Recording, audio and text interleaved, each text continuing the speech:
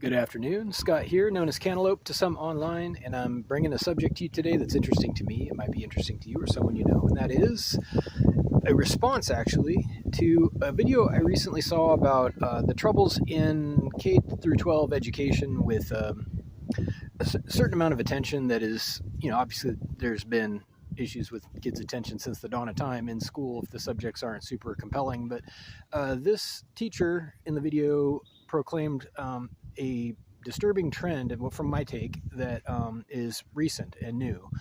And she wasn't entirely clear about the source of it. And I want to, being a layperson, I'm going to qualify myself as usual as a layperson. I have no, formal credentials or teaching education per se, but I do have, real world experience with people and self-teaching. And I went through school myself, and I think I know a little bit about what she's talking about and perhaps what the problem is. So I want to describe what I think is happening in the classes right now. And she said it might be a problem with the devices that the children are using. And this isn't a new idea, that the screen time is affecting attention span and whatnot. And every generation seems to want shorter and shorter sound bites. And now we have TikTok that's, yes, but, and I'll come back to this in just a second. The teacher in the video seemed to be a little bit defensive, which is probably warranted in this case, because she was responding herself to an attack on teachers, allegedly.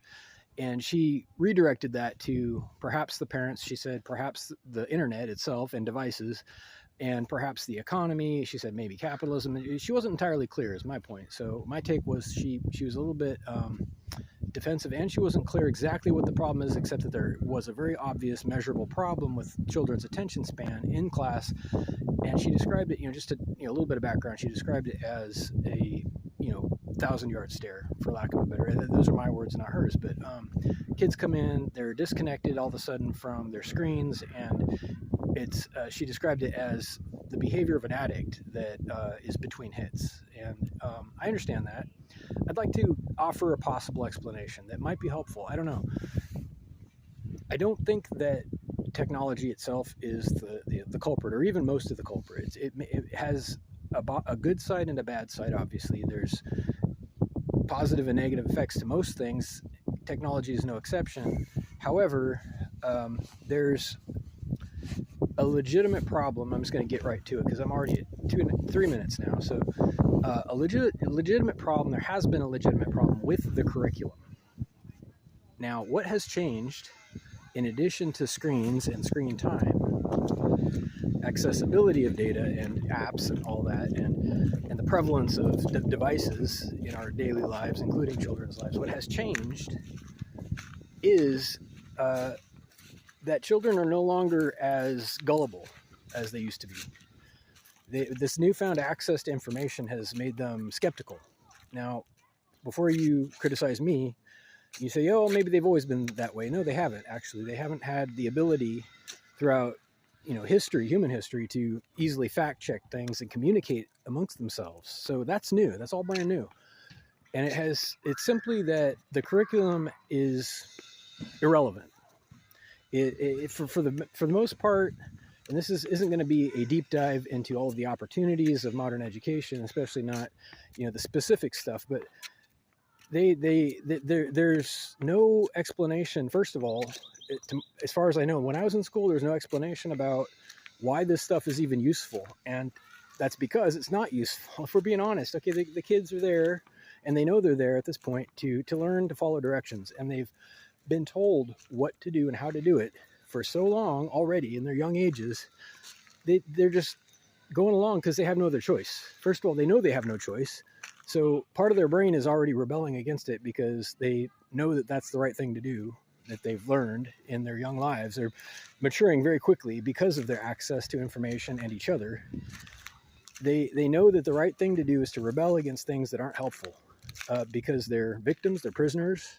They don't have autonomy. They don't have, obviously, independence or a way to support themselves. They live in their homes with their families who, God bless them, and for their shortcomings, they have the same challenges we've always had throughout history. However, the kids are basically adults, by the time they get into, by the time they're out of elementary school, as far as human history is concerned, how people have developed and grown mentally throughout generations in the last couple hundred years. And kids now, when they get out of 6th grade, they've seen everything, almost everything. And they just know it's not useful information. The things that they're being force fed, it's the force feeding itself that is making them glaze over.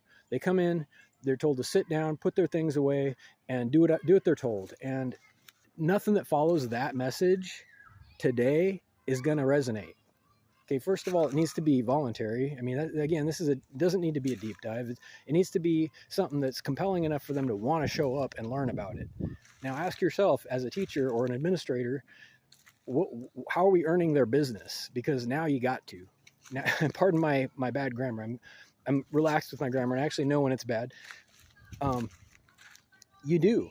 And if you don't, you're going to get either the 1,000-yard stare or truancy. Those are your choices. So fix the curriculum and then complain. All right. Have a great day. Thank you.